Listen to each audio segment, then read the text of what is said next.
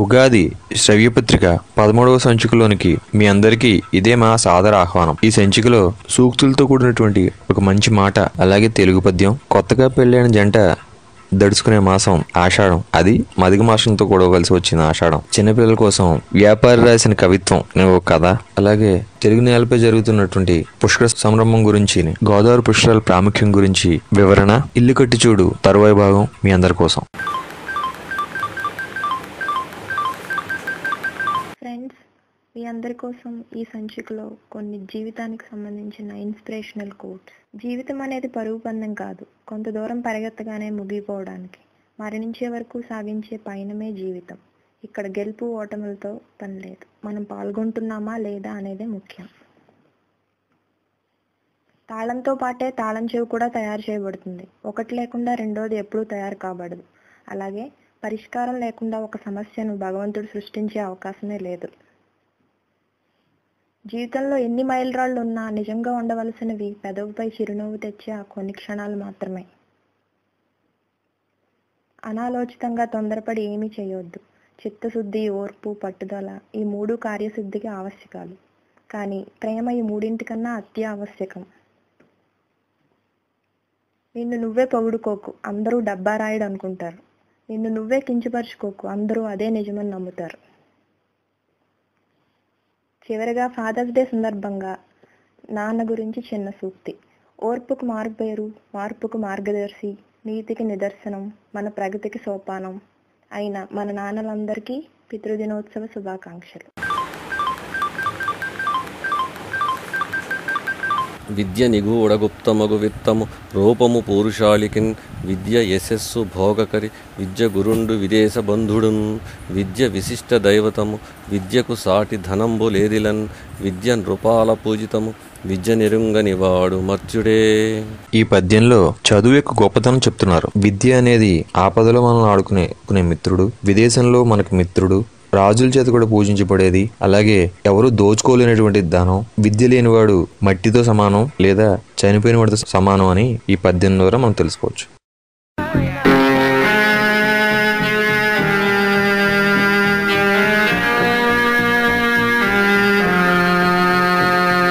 వివాహ ముహూర్తాలు అన్నీ అయిపోయాయి. క్రితం సంచి దాకా పెళ్లి సంగతులు, వివాహ సంగతులు అనుకుంటూ మనం చాలా చెప్పుకున్నాం. కొత్తగా పెళ్ళైన జంటలకు ఇష్టం లేని మాసం వచ్చింది. అది అధికంగా కూడా వచ్చింది, అంటే 2 సార్లు. అదే ఆషాఢ మాసం. సరే, ఈ ఆషాఢ మాసంలో నూతన వధూవరులకు ఎడబాటు ఎందుకు? ఈ మాసం గ్రీష్మ ఋతువులో వస్తుంది, అంటే బాగా మండే ఎండలో. అలాగే మన హిందూ పంచాంగం ప్రకారం తిథులు ఇవన్నీ కూడా మనం నిరూపించగలుగుతాం. ఎలా అంటే పౌర్ణమి రోజు చంద్రుడు ఏ నక్షత్రంతో ఉంటే ఆ మాసానికి పేరుగా పెడుతూ ఉంటారు. అలాగే ఈ ఉత్తరాషాఢ నక్షత్రం కానీ పూర్వాషాఢ నక్షత్రం కానీ ఉన్న పౌర్ణమితో కలిసి వచ్చే రోజుని ఆషాఢ మాసం అంటారు. ఈ మాసంలో వచ్చే ఆర్ద్రకార్తి మూలంగా విపరీతమైన వేడి పుడుతుంది. ఈ వేడి సృష్టికి మూలం. ఎలాగా? ఆర్ద్రకార్తిలో వర్షం పడితే భూమిలో విత్తనాలు మొలకెత్తుతాయి. భగవంతుని సృష్టికి వ్యతిరేకంగా మారు సృష్టి జరగకూడదు. వేడి వాతావరణంలో వర్షం అనేక జీవుల ఉత్పత్తికి దోహదం చేస్తుంది.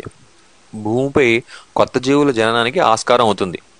ఈ వర్షంతోటే నీరు కలుషితం అవుతుంది. గాలి, వాతావరణాల్లో ఒక్కసారిగా మార్పు వస్తూ ఉంటుంది. మనకు తెలుసు, ఈ విశ్వంలో ఒక జీవి ఇంకొక జీవిని తింటూ బతుకుతాయి. అలాగే మానవులు ఈ సమయంలోనే ఎన్నో రకాల వ్యాధులకు గురవుతూ ఉంటారు. కొత్త సూక్ష్మజీవులు పుడుతూ మనుషులలో కొత్త జబ్బులు కలుగజేస్తూ ఉంటాయి. ఇది సర్వసాధారణం. ఇప్పుడే వైరల్ వ్యాధులు కూడా ఎక్కువగా వస్తుంటాయి. అయితే విత్తనం మొలకెత్తేటప్పుడు ఈ సీజన్లో విపరీతంగా జనించిన సూక్ష్మజీవులు మొలకెత్తిన జీవులపై దాడి చేసి అనేక వ్యాధులకు గురి చేస్తాయి. ఒకవేళ ఆషాఢ మాసంలో కడుపులో పడ్డే బిడ్డకి ఇదే గతి పడుతుందని పూర్వం వైద్య సదుపాయాలు, పారిశుద్ధ పరికరాలు, సురక్షిత ప్రయాణాలు లేని సమయాల కారణం కాబట్టి పెళ్ళైన భార్యాభర్త సాంగత్యం పనికిరాదని, అనారోగ్యమైన సంతానం కలగకుండా ఉండేందుకు పెద్దలు ఈ నియమావళి పెట్టారు. ఈ నెలలోనే అత్తగారు, కొత్త కోడలు కూడా ఒకే చోట ఉండకూడదని పుట్టింటికి పంపుతారు. భర్త కూడా అత్తవారింటిగా ఈ నెల రోజులు అడుగుపెట్టకూడదు. కానీ ఇప్పుడు అవన్నీ పక్కింటి వాళ్ళ ఇంట్లో ఉండొచ్చు, ఒకే గాడి నడపకూడదు అంటూ చేస్తున్నారు. అది తప్పు. ఇదే ఆచార్యం దైవత్వంతో మిళితం చేసి ఆధ్యాత్మికంగా ప్రచారం చేశారు నాటి పెద్దలు. శ్రీ మహావిష్ణువు 6 మాసాలు నిద్రలోనూ 6 మాసాలు మెలకులోనూ ఉంటారు. ఆషాఢం మొదలుకుని 6 మాసాలు పాలకడలపై శయనిస్తాడు విష్ణువు. కావున ఈ మాసాలలో ఆయన యొక్క తేజస్సు తగ్గుతుంది. విష్ణు తేజం లేని ఈ నెలలు శూన్యమాసం అంటారు. అందుకే ఏ శుభకార్యాలు చేయరు. ఈ తదుపరి నిద్రావస్థ కాలంలో విష్ణు తేజంలో అంతగా క్షీణత ఉండదని జ్యోతిష్ నిపుణుల నమ్మకం. అందువల్ల ఈ నెలలో కడుపులో పడ్డ బిడ్డ విష్ణు తేజం లేని వాళ్ళుగా పుడతారు, జ్ఞానహీనులు, రాక్షసత్వం కలవారుగా పుడతారని చెప్పారు. యాక్చువల్గా కానీ రహస్యం ఏమిటంటే ఆరోగ్యకరమైన సంతానం కోసమే కదా ఈ ఏర్పాట్లన్నీ. ఆషాఢ మాసంలో తొలకరి జల్లులతో పొడవు పులకరిస్తుంది. భర్తను వదిలి నెల రోజులు దూరంగా ఉండడం ఏ అమ్మాయికైనా ఇబ్బందే. అయినా కన్నవారింట్లో ఉండడం వారికి నూతన ఉత్సాహాన్ని ఇస్తుంది. కొత్త కోడల్ని ఆషాఢ మాసం ప్రారంభానికి ముందే కన్నవారింటికి పంపుతారు. అమ్మాయిని అల్లుడి నుంచి నెల రోజుల పాటు దూరం చేయడం వల్ల అల్లుడు కూడా అలగకుండా ఉండడానికి అతనికి ఏవో కట్న కానుకలు ఇస్తారు. దీన్నే ఆషాఢ బట్టి అంటారు, అంటే అల్లుడికి ఇచ్చే కానుకలు. అయితే నెల రోజుల పాటు కోడలు అత్తగారింట్లో ఉంది కాబట్టి ఆవిడని కూడా సంతృప్తిపరచాలి కాబట్టి శ్రావణ పట్టి ఇచ్చి కోడల్ని తీసుకొస్తారు. ఇదే ఇచ్చిపుచ్చుకునే ఆహ్లాదకరమైన ఆచారం, వాతావరణం.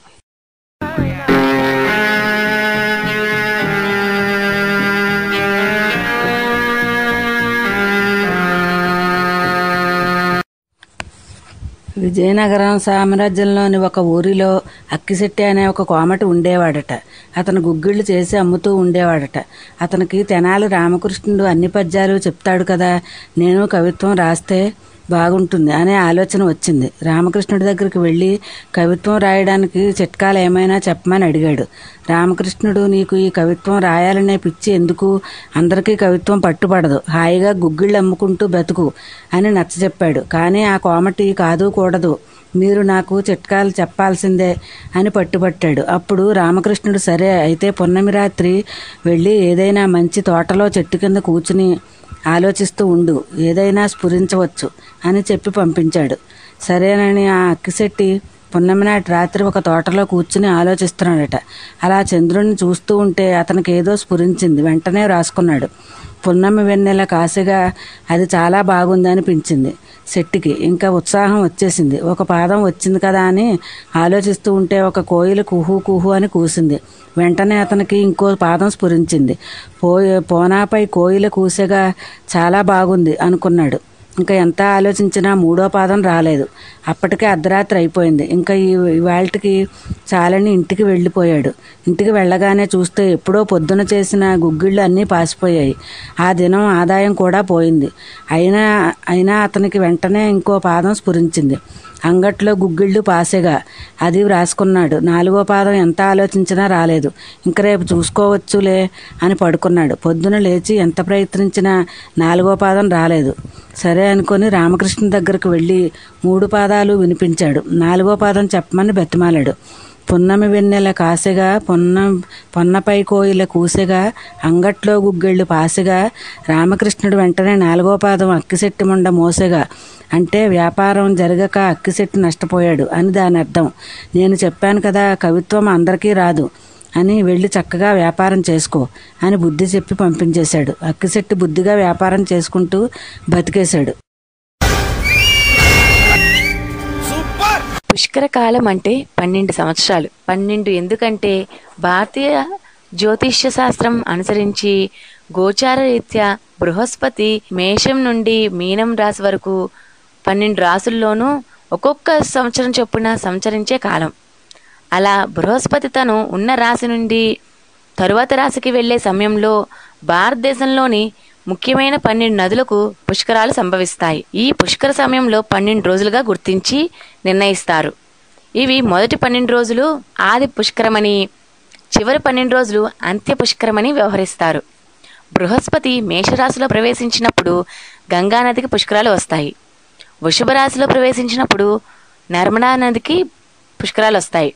మిథునంలో సరస్వతికి, కర్కట రాశిలో వచ్చినప్పుడు యమునా నదికి, సింహరాశిలో వచ్చినప్పుడు గోదావరి నదికి, కన్యారాశిలో వచ్చినప్పుడు కృష్ణానదికి, తులారాశిలో వచ్చినప్పుడు కావేరి నదికి, వృశ్చిక రాశిలో వచ్చినప్పుడు భీమా నదికి, ధనుసు రాశిలో వచ్చినప్పుడు పుష్కరవాహినికి, మకర రాశిలో వచ్చినప్పుడు తుంగభద్ర నదికి, కుంభరాశిలో వచ్చినప్పుడు సింధు నదికి, మీనరాశిలో వచ్చినప్పుడు ప్రాణహిత నదికి పుష్కరాలు సంభవిస్తూ ఉంటాయి.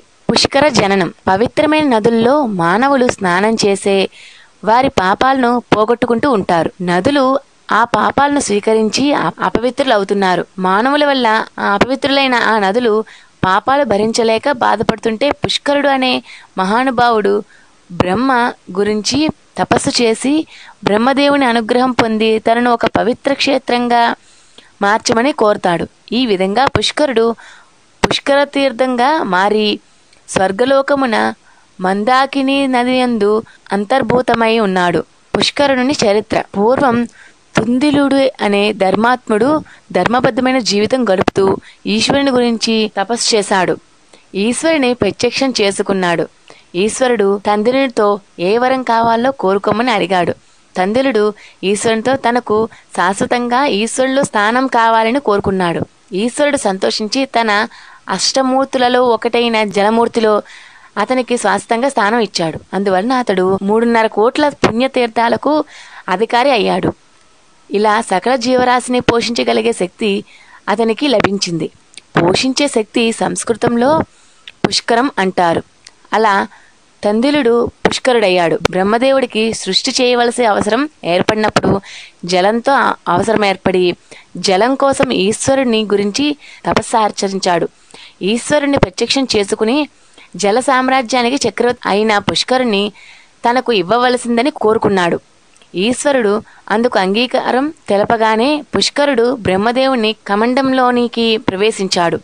బ్రహ్మకార్యం పూర్తి అయిన తరువాత ప్రాణులను బ్రతికించే ధర్మము నెరవేర్చాలని బృహస్పతి ప్రాణులకు జీవాధారమైన జలం కావాలని బ్రహ్మదేవుని ప్రార్థించాడు. ఆ కోరికను బ్రహ్మదేవుడు మన్నించాడు.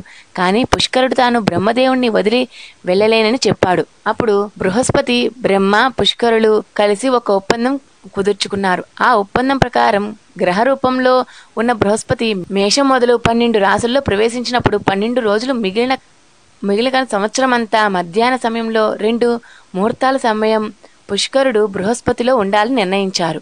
ఆ సమయంలో సమస్త దేవతలు బృహస్పతి అధిపతిగా ఉన్న నదికి పుష్కరునితో వస్తారు కనుక పుష్కర కాలంలో నదీ స్థానం పుణ్యప్రదమని పురాణాలు చెబుతున్నాయి. భారతదేశంలో గంగా నది తరువాత అంత పేరుగాంచిన జీవనది గోదావరి నది. ఈ గోదావరి నదిని దక్షిణ గంగగా అభివర్ణిస్తుంటారు. అంతటి ప్రాముఖ్యం గల ఈ పుణ్యనది యొక్క రాశి సింహరాశి.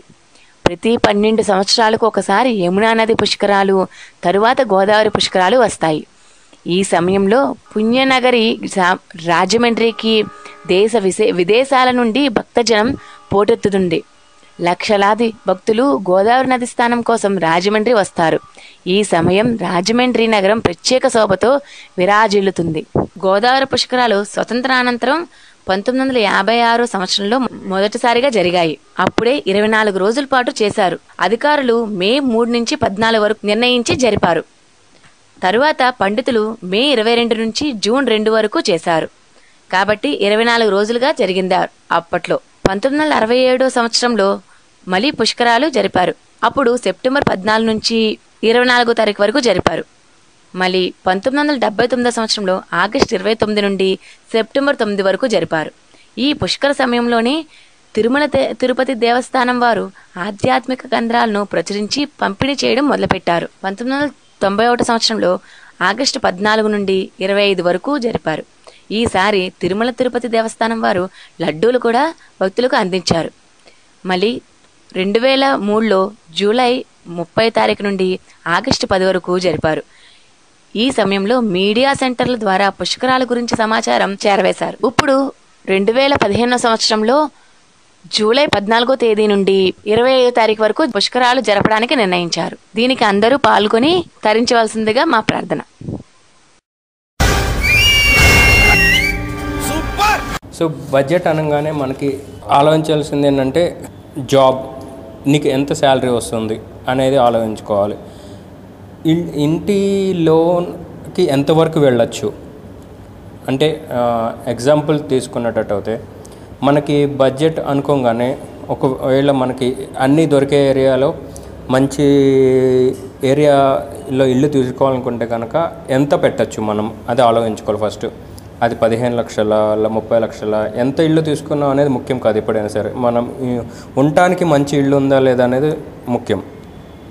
సో నా వరకు నేను ఆలోచించింది ఏంటంటే, నాకు ఆఫీస్కి దూరంగా ఉండకూడదు, ఇల్లు తీసుకునే ప్రయత్నంలో నేను మరీ దూరం అయిపోయి నేను అలసిపోకూడదు, రోజు తిరగాలి కాబట్టి. అలాగే నాకున్న చిన్న బాబు కూడా, వాడు కూడా అలసిపోకూడదు. నేను ఫస్ట్ ఆలోచించింది నా ఫ్యామిలీ గురించి ఆలోచించినప్పుడు బాబు స్కూల్ దగ్గరలో చూశాను. So almost it is only 1 kilometre from my house, new house. తర్వాత మనకి రేపొద్దున మనం ఉన్నా లేకపోయినా మన జాబ్ పర్పస్ మీద మనం బయటికి వెళ్తూ ఉంటాం, వేరే స్టేట్స్ కానీ వేరే కంట్రీస్ కానీ వెళ్తూ ఉంటాం.